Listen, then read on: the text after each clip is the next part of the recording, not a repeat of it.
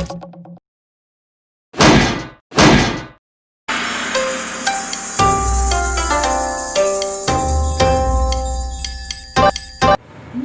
అంటే food supplying system. Nutrition అంటే intake of nutrients is called nutrition. Nutrition లో మనకి 2 టైప్స్ ఆఫ్ న్యూట్రిషన్ ఉంది, అంటే మోడ్స్ ఆఫ్ న్యూట్రిషన్. ఒకటి వచ్చి autotrophic nutrition, second one heterotrophic nutrition. Autotrophic nutrition ఒకటి, హెటెరోట్రోఫిక్ న్యూట్రిషన్ ఒకటి. ఆటోట్రోఫిక్ న్యూట్రిషన్ అంటే పేర్లోనే ఉంది ఆటో అని. మీరు బుక్ పెట్టుకొని రాసుకునే పని రాసుకోవచ్చు, లేదంటే రన్నింగ్ నోట్స్ కూడా చెప్తాను. ఆటో అంటే సెల్ఫ్, ట్రోఫిక్ అంటే తీసుకోవడం, ట్రాక్ అన్నమాట. ఆటోట్రోఫిక్ అంటే సెల్ఫ్, తన ఫుడ్ ని తనే ప్రిపేర్ చేసుకుంటుంది, దేని మీద ఆధారపడకుండా తనకు కావాల్సిన ఫుడ్ ని అదే ప్రిపేర్ చేసుకోవడాన్ని ఏమంటారంటే ఆటోట్రోఫిక్ న్యూట్రిషన్ అంటారు. దానికి ఎగ్జాంపుల్ గా మనం ఏం చెప్పొచ్చు అంటే ప్లాంట్స్ చెప్పొచ్చు. ఓకేనా? ఇంకా కొన్ని ఆల్గే, కొన్ని బ్యాక్టీరియా కూడా తన ఫుడ్ ని తానే ప్రిపేర్ చేసుకుంటుంది. మీరు అనుకోవచ్చు మనం కూడా ఇంట్లో మన ఫుడ్ మనమే కదా ప్రిపేర్ చేసుకుంటాము వంటగదిలో అని అనుకోవచ్చు. అట్లా కాదనమాట. అంటే తనలో ఉన్న న్యూట్రిషన్స్ తన అన్ని కూడా సమకూర్చుకొని తన బాడీలోనే తన ఆర్గన్స్ ఉపయోగించుకొని అదే ఫుడ్ తయారు చేసుకుంటుంది. దాన్ని ఆధారం చేసుకొని మనం బతుకుతాము. దానికి ఎగ్జాంపుల్ ఏం చెప్పుకున్నామంటే ప్లాంట్స్. హెటెరోట్రోఫిక్ న్యూట్రిషన్ అంటే తన మీద ఆధారపడకుండా వేరే వాటి మీద ఆధారపడి తన ఫుడ్ ని సమకూర్చుకుంటాయో వాటిని హెటెరోట్రోఫిక్ న్యూట్రిషన్ అంటారు. అంటే దాని న్యూట్రిషన్ మెథడ్ ని హెటెరోట్రోఫిక్ న్యూట్రిషన్ అంటారు. దానికి ఎగ్జాంపుల్స్ ఏంటంటే హ్యూమన్ బీయింగ్స్, అనిమల్స్, మనం అందరం హ్యూమన్ బీయింగ్స్, అనిమల్స్. ఓకేనా? ఇంకో విషయం ఏంటంటే ఈ ఆటోట్రోఫిక్ న్యూట్రిషన్ కి ఎగ్జాంపుల్ గా మనం ప్లాంట్స్ చెప్పుకుంటాం కదా. ఆ ప్లాంట్స్ అలా కావడానికి కారణం ఏంటంటే మెయిన్ ఫోటోసింథసిస్ అనే ఒక మెథడ్ అన్నమాట. ఈ ఫోటోసింథసిస్ జరుపుకోవడం వల్లే ఇది ఆటోట్రోఫిక్ న్యూట్రిషన్ కి ఎగ్జాంపుల్ గా నిలిచింది. ఓకేనా? ఈ ఫోటోసింథసిస్ అంటే పేరులో ఉంది చూడండి, ఫోటో సింథసిస్. ఫోటో అంటే ఏం? ఫోటో అంటే light, photo means light. Synthesis అంటే ప్రిపరేషన్, సింథసిస్ అంటే ప్రిపరేషన్. లైట్ ని గ్రహించుకొని, సోలార్ ఎనర్జీ ఏ లైట్ అయినా కావచ్చు, లైట్ ని గ్రహించుకొని ఫుడ్ ని ప్రిపేర్ చేసుకోవడాన్ని ఫోటోసింథసిస్ అంటారు. ఓకేనా? ఈ ఫోటోసింథసిస్ వల్ల ఈ ప్లాంట్స్ ని ఏం చేసాం మనము ఆటోట్రోఫిక్ న్యూట్రిషన్ కి ఎగ్జాంపుల్ గా చెప్పుకున్నాం. ఓకేనా? Intake of nutrients is called nutrition. ఇక్కడ ఉంది చూడండి, మోడ్స్ ఆఫ్ న్యూట్రిషన్. ఆటోట్రోఫిక్ పక్కన రాసుకోండి. In this type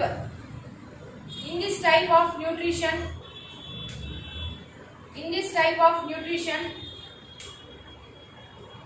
the organisms prepare their own food. Example, plants. Second, heterotrophic nutrition. In this type of nutrition, the organisms depends on other organisms for their food. Example, human beings, animals. చూడండి, photosynthesis లో ఏం జరుగుతుంది? Photosynthesis అంటే మనం చెప్పుకున్నాం light ని గ్రహించుకొని దాన్ని food అదే ప్రిపేర్ చేసుకుంటుందని చెప్పాం. ఈ ఫోటోసింథసిస్ కంటే ముందు ప్లాంట్ ఏం చేస్తుందంటే కొన్ని సింపుల్ సోర్సెస్ ఉపయోగించుకొని, సింపుల్ సోర్సెస్ అంటే మనకు తెలిసింది ఏంది? ఎయిర్ అంటే CO2, లైట్, కొన్ని మినరల్స్, వాటర్. మనం జనరల్ గా అనుకుంటాం ఎయిర్, లైట్, మినరల్స్, ఈ వాటర్ అన్ని కూడా సింపుల్ సబ్స్టెన్సెస్ అన్నమాట. ఈ సింపుల్ సబ్స్టెన్సెస్ ని ఉపయోగించుకొని ఇది ఏం చేస్తుందంటే కాంప్లెక్స్ మాలిక్యూల్స్ తయారు చేస్తుంది. కాంప్లెక్స్ మాలిక్యూల్స్ అంటే మనం ఏం చెప్పుకోవచ్చు అంటే స్టార్చ్, సెల్యులోజ్, ఇలాంటి వాటిని ప్లాంట్స్ అనేది తయారు చేసుకుంటుంది. ఇది ఎండ్ ప్రోడక్ట్ అన్నమాట. మనం ఫోటోసింథసిస్ చెప్పుకుంటాం స్టార్చ్, సెల్యులోజ్ అనేది ఎండ్ ప్రోడక్ట్. సింప్లర్ సబ్స్టెన్స్ ఏంటంటే గ్లూకోజ్. ఫస్ట్ ఫోటోసింథసిస్ జరిగిందంటే మనకి ఫస్ట్ ప్రోడక్ట్ ఇంటర్మీడియట్ గా ఏమొస్తుందంటే గ్లూకోజ్ వస్తుంది, తర్వాత ఎండ్ గా ఏమొస్తుందంటే స్టార్చ్, సెల్యులోజ్ వస్తుంది. దీన్ని బట్టి మీరు ఏం అర్థం చేసుకోవాలంటే ఈ ప్లాంట్స్ ఈ సింపుల్ సబ్స్టెన్సెస్ ఉపయోగించుకొని కాంప్లెక్స్ సబ్స్టెన్సెస్ ని తయారు చేస్తుంది. ఓకేనా, ఆ సబ్స్టెన్సెస్ ని తీసుకొని మనం బతుకుతాం. మనం అంటే మనమే కాదు, అనిమల్స్ ఏవైనా కావచ్చు. ఈ ప్రపంచంలో ఉండే అన్ని కూడా ప్లాంట్స్ తయారు చేసే ఫుడ్ ని బేస్ చేసుకొని ఆధారపడుతుంది. మీరు అనుకోవచ్చు, ఒకవేళ మీరు నాన్ వెజిటేరియన్ అయితే ఎలా అనేసి. నాన్ వెజిటేరియన్ అయినా కూడా ఆ అనిమల్స్ ఎలా బతుకుతాయి? ఫర్ ఎగ్జాంపుల్ మీరు చికెన్ మటనే తింటారు అనుకోండి. ఆ చికెన్ మటన్ తినాలంటే ఆ గోట్ కానీ అది బతకాలంటే ఎక్కడ బతుకుతుంది? అది ప్లాంట్స్ తిని బతుకుతుంది.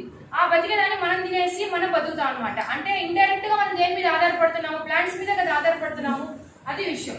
అంటే photosynthesis means the plants prepare their complex substances using the simple substances. General గా ఇలా గుర్తుపెట్టుకోండి.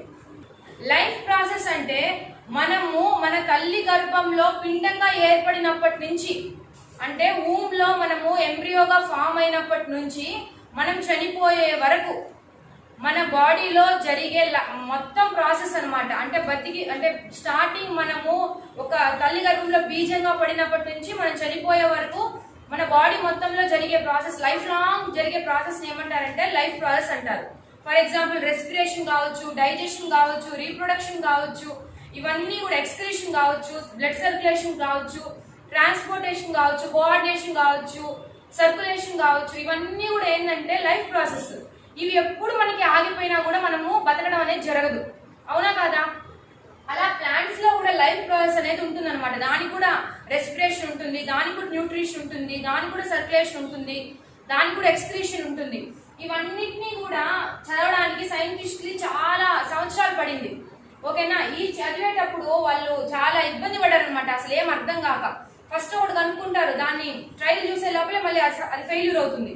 అలా చాలా ట్రైల్స్ చేసి చేసి మనకి వాన్ హెల్మంట్ అనే సైంటిస్ట్ ఏం చేశాడంటే, వాన్ హెల్మంట్ ఏం చెప్పాడంటే, ఈ ప్లాంట్స్ అనేవి వాటర్ మీద మాత్రమే కాదు, సాయిల్ మీద మాత్రమే కాదు, వేరే సోర్సెస్ ని కూడా ఆధారం చేసుకొని బతుకుతాయి అని చెప్పాడు. ఎవరు చెప్పింది? వాన్ హెల్మంట్ అనే సైంటిస్ట్ ఏం చెప్పాడంటే, ఈ ప్లాంట్స్ అనేవి సాయిల్ మీద మాత్రమే కాదు, వేరే సోర్సెస్ ని ఆధారంగా చేసుకొని కూడా బతుకుతాయి అని చెప్పాడు. ఫోటోసింథసిస్ వల్ల ప్లాంట్స్ ని ఏమన్నారంటే యూనివర్సల్ ఫుడ్ ప్రొవైడర్. ఈ ఫోటోసింథసిస్ అనే ప్రాసెస్ ప్లాంట్స్ లో ఉండడం వల్ల ప్లాంట్స్ ని ఏమన్నారంటే యూనివర్సల్ ఫుడ్ ప్రొవైడర్ అన్నారు. దీని మీనింగ్ ఏం చెప్పండి? యూనివర్సల్ ఫుడ్ ప్రొవైడర్ అంటే, యూనివర్సల్ అంటే మొత్తం సర్వం, విశ్వం అంతా. ఫుడ్ ప్రొవైడర్ అంటే ఫుడ్ ని ప్రొవైడ్ చేసేది అని అర్థం. ఫోటోసింథసిస్ అనేది ఏంటంటే కాంప్లెక్స్ ఆర్గానిక్ మెటీరియల్స్ ని సింపుల్ ఇన్ఆర్గానిక్ మెటీరియల్స్ నుంచి తయారు చేస్తుంది అని అర్థం. ఓకేనా, ఈ ఫోటోసింథసిస్ ఈ డెఫినేషన్ కనుక్కున్న తర్వాత చాలా మంది సైంటిస్టులు దీనికి ఈక్వేషన్ తయారు చేయాలని ఎంతో కష్టపడ్డారు. దాంట్లో సిబి వాన్ నెయిల్ అనే అతను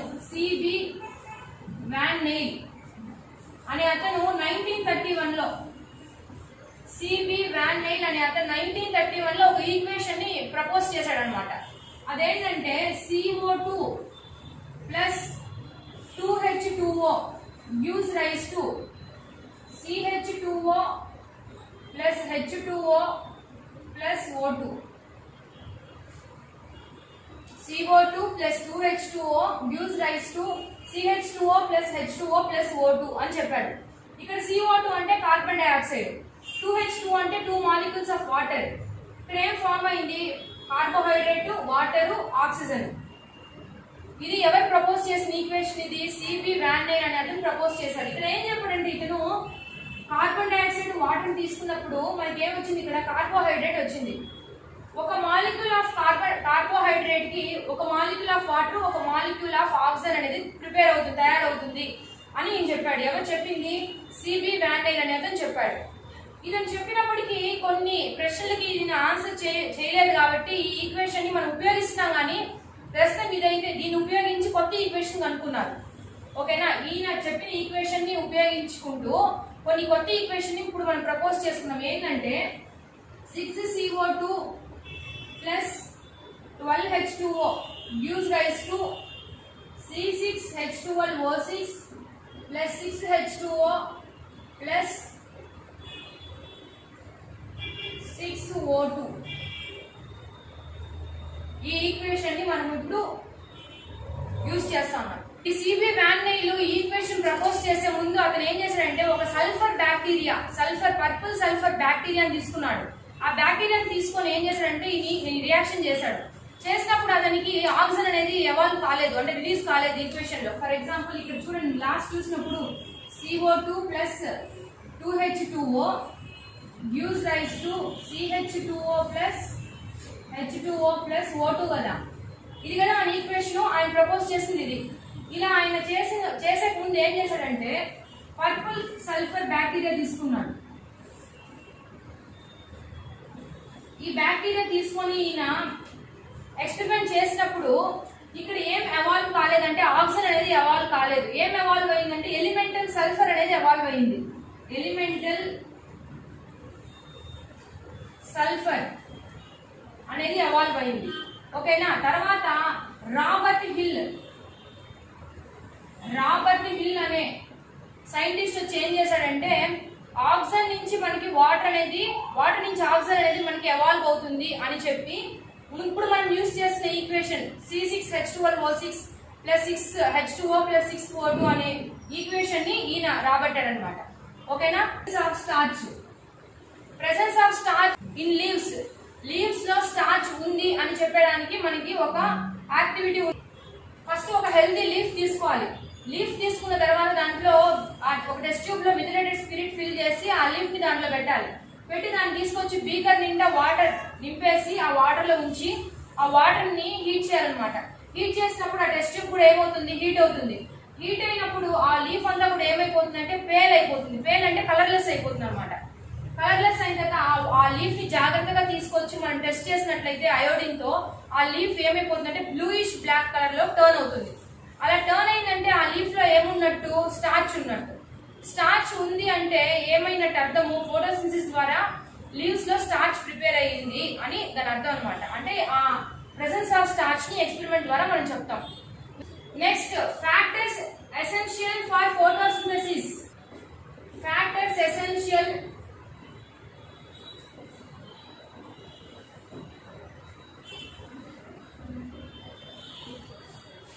ఎసెన్షియల్ ఫర్ ఫోటోసింథసిస్ అంటే ఫోటోసింథసిస్ జరగాలంటే ప్లాంట్స్ వేటి మీద ఆధారపడతాయి, ఏ ఫ్యాక్టర్స్ అనేవి కావాలి అని అర్థం. ఫ్యాక్టర్స్ ఏ ఫ్యాక్టర్స్ మనకి కావాలి. మనం జనరల్ గా తీసుకుంటే మనము ఒక మొక్క పెట్టిన తర్వాత ఏం చేస్తాము, దానికి వాటర్ పోస్తాము, అవసరమైతే ఎరువు వేస్తాము. జనరల్ గా మనం చేసే పనులు అయితే అవి. మనం ఏమనుకుంటాము, మంచిగా నీళ్లు పోసి ఎరువు వేస్తే చెట్టు బాగా బతుకుతుంది అంటే మన ఫ్యాక్టర్స్ ఏ రెండు, వాటరు ఎరువు, ఈ రెండే మన ఫ్యాక్టర్స్. కానీ మనకు కనిపించిన ఫ్యాక్టర్స్ కూడా ఉన్నాయన్నమాట. ఏవేవంటే water, air, light, chlorophyll. Water, air, light, chlorophyll. First water గురించి చెప్పిన సైంటిస్ట్ ఎవరంటే వాన్ హెల్మంటే. ఇంతకుముందు మనం చెప్పుకున్నాం కదా. ఏమని చెప్పుకున్నాం వాన్ హెల్మంట్ గురించి? Plants get their food material not only from the soil but also from other sources. అంటే ప్లాంట్ అనేది తన ఫుడ్ మెటీరియల్ ని ఒక్క సాయిల్ నుంచే కాదు వేరే సోర్సెస్ నుంచి కూడా గ్రహిస్తుందని చెప్పాం. ఆ వేరే సోర్సెస్ లో అతను చెప్పింది ఏంటంటే వాటర్ గురించి చెప్పాడు. మీకు ఆల్రెడీ 7th క్లాస్ న్యూట్రిషన్ లో ఈ గురించి పెద్ద హిస్టరీ ఉంటుంది, చదవండి. మీ దగ్గర బుక్ అందుబాటులో ఉంటే చదవండి.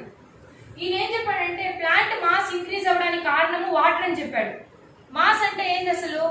What is the meaning of mass? MASS, mass. Mass is nothing but matter. అంటే మన మాటలో వెయిట్ అని చెప్పొచ్చు. మాస్ ఇంక్రీజ్ అవ్వడానికి కారణం ఏంటంటే వాటర్ అని చెప్పాడు. ఎవరు చెప్పింది? వాన్ హెల్మన్ చెప్పాడు. కానీ అప్పటికి ఫోటోసింథసిస్ గురించి వీళ్ళకి ఎటువంటి సమాచారం లేదు, వీళ్ళేం కనుక్కోలేదు అప్పటికి. అప్పుడు మళ్ళీ ఫోటోసింథసిస్ కనుక్కున్న తర్వాత ఏం చెప్పుకుంటూ వచ్చారంటే ఫోటోసింథసిస్ వల్లనే ప్లాంట్ యొక్క మాస్ ఇంక్రీజ్ అవుతుంది అని చెప్పారు. అంటే వాటర్ కూడా ఒక రీజనే, కాకపోతే మెయిన్ రీజన్ ఏంటంటే ఫోటోసింథసిస్ అని చెప్పారు. ఓకేనా. మనకి బుక్ లో అంతవరకే ఇచ్చారు. వాటర్ అనే ఒక ఫ్యాక్టర్ గురించి అంతే, రెండు మాటలే ఇచ్చారనమాట. నెక్స్ట్, ఎయిర్, గాలి. గాలి ఎలా ప్రభావితం చేస్తుంది ఫోటోసింథసిస్ ని? గాలి ఎలా ప్రభావితం చేస్తుంది అనే దాని గురించి నేర్చుకునే ముందు ప్రిస్ట్లే గురించి తెలుసుకోవాలి. PRIESTLY. ప్రిస్లే ఏం చేశాడంటే గాలికి ప్లాంట్స్ కి ఉన్న సంబంధం గురించి చాలా పరిశోధనలు చేశాడు, రీసెర్చ్ చేశాడు అనమాట. ఇతను ఒక గ్యాస్ కనుక్కున్నాడు, ఈయన ఆక్సిజన్ ని కనుక్కున్నాడు కానీ పేరు పెట్టలేదు. 1774 లో ఆక్సిజన్ ని కనుక్కున్న సైంటిస్ట్ ఇతనే. కనుక్కున్నాడంటే ఈయన తయారు చేయలేదు అనమాట, ఆల్రెడీ ఉనింది, దాన్ని డిస్కవర్ చేశాడు. కానీ లెవోయిజర్ ఏం చేశాడంటే దానికి పేరు పెట్టాడు, లెవోయిజర్.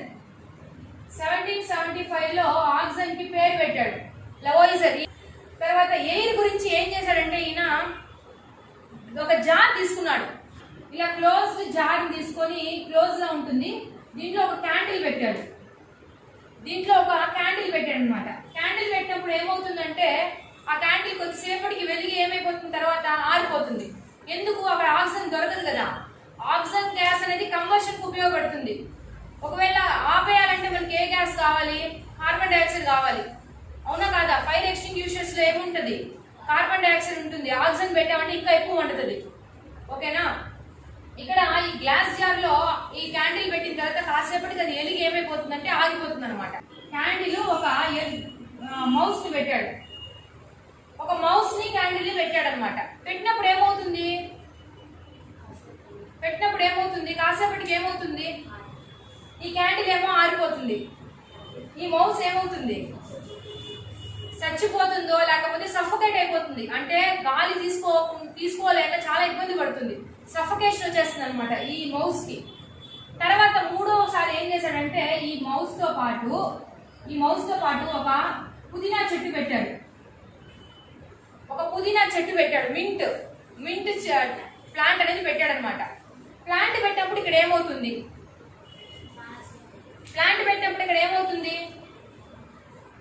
ఇది వెలుగుతుంది, ఇది బతుకుతుంది, ఇది ఉంటుంది అనమాట. ఈ మూడింటికి మధ్య ఏమవుతుంది? గ్యాసియస్ ఎక్స్చేంజ్ అనేది జరుగుతుంది. గ్యాసియస్ ఎక్స్చేంజ్ అంటే ఏంటి? ఒకటి తీసుకొని తర్వాత ఇంకోటి ఇవ్వడం, ఎక్స్చేంజ్ జరగడం అంటే మార్పు ఉంటుంది అనమాట. తన గ్యాస్ ని వేరే ఆర్గానిజం ఇస్తుంది, వేరే ఆర్గానిజం యొక్క గ్యాస్ అది తీసుకుంటుంది. ఇక్కడ మింట్ ప్లాంట్ ఏమిస్తుంది? ఆక్సిజన్ ఇస్తుంది. ఈ ఆక్సిజన్ తీసుకొని ఈ రెండు బతుకుతాయి అనమాట. ఈ మౌస్ ఇచ్చే కార్బన్ డైఆక్సైడ్ తీసుకొని ఆ మింట్ ప్లాంట్ బతుకుతుంది. అంటే అక్కడ ఏమవుతుంది? మొత్తంగా గ్యాసెస్ ఎక్స్చేంజ్ అనేది జరుగుతుంది అనమాట. దీన్ని బట్టి ఏం చెప్పొచ్చు అంటే ఇంకో విషయం ఏంటంటే ఈ ప్లాంట్స్ రెండు ప్రాసెస్ జరుగుతుంది. ప్లాంట్స్ మనం ఏమనుకుంటాము? ఎప్పుడు కార్బన్ డైఆక్సైడ్ అవసరము అనుకుంటాము. కాదు, అది కూడా బతకాలి కదా, దానికి కూడా ఆక్సిజన్ కావాలి. ఆ కావాలన్నప్పుడు ఏం చేస్తుందంటే అది కూడా ఆక్సిజన్ ని తీసుకుంటుంది అనమాట. ఎలా తీసుకుంటుంది అంటే గ్యాసెస్ ఎక్స్చేంజ్ ఎలా జరుగుతుందంటే స్టొమాటా ద్వారా జరుగుతుంది. ఇక్కడ ప్లాంట్స్ లో వెరీ వెరీ వెరీ ఇంపార్టెంట్. ఈ గ్యాసెస్ ఎక్స్చేంజ్ అనేది ప్లాంట్స్ లో ఎలా జరుగుతుంది అంటే స్టొమాటా ద్వారా జరుగుతుంది. ఈ స్టొమాటా ఎక్కడ ఉంటుంది? అండర్ ద లీఫ్ ఉంటుంది, లీవ్స్ కింద ఉంటుంది అనమాట. అది మనకు కనబడదు. ఓకేనా? తర్వాత ఈ గ్యాసెస్ ఎక్స్చేంజ్ అనేది ఈ స్టొమాటా ద్వారానే కాకుండా కొన్ని టిష్యూస్, రూట్స్ లో, స్టెమ్స్ లో ఉంటాయి అనమాట. ఆ టిష్యూస్ ద్వారా కూడా జరుగుతాయి అనమాట. అంటే ఈ గ్యాస్ యొక్క, ఈ ఎయిర్ యొక్క ఇంపార్టెన్స్ ఫోటోసింథసిస్ కి ఎంత అవసరం అనేది ఈ ప్రిస్లే చెప్పాడు. అర్థమైందా? స్టొమాటా టిష్యూస్ ద్వారా గ్యాసియస్ ఎక్స్చేంజ్ అనేది జరుగుతుంది.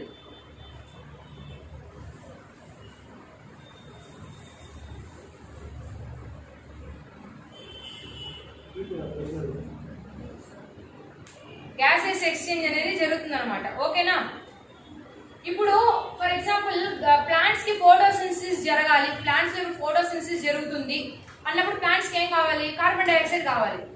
లేదు ఇప్పుడు రెస్పిరేషన్ జరుగుతుంది అన్నప్పుడు ప్లాంట్స్ కి ఏం కావాలి? ఆక్సిజన్ కావాలి. ఆ ప్లాంట్ దాని చాయిస్ ని బేస్ చేసుకొని దానికి అవసరమైనప్పుడు ఆక్సిజన్ తీసుకుంటుంది, అవసరం లేనప్పుడు ఆక్సిజన్ తీసుకోదు. అవసరమైనప్పుడు కార్బన్ డైఆక్సైడ్ తీసుకుంటుంది, అవసరం లేనప్పుడు కార్బన్ డైఆక్సైడ్ తీసుకోదు అనమాట. ఓకేనా? అది ఎయిర్ కి ఫోటోసింథసిస్ కి మధ్య ఉన్న రిలేషన్, ఫ్యాక్టర్.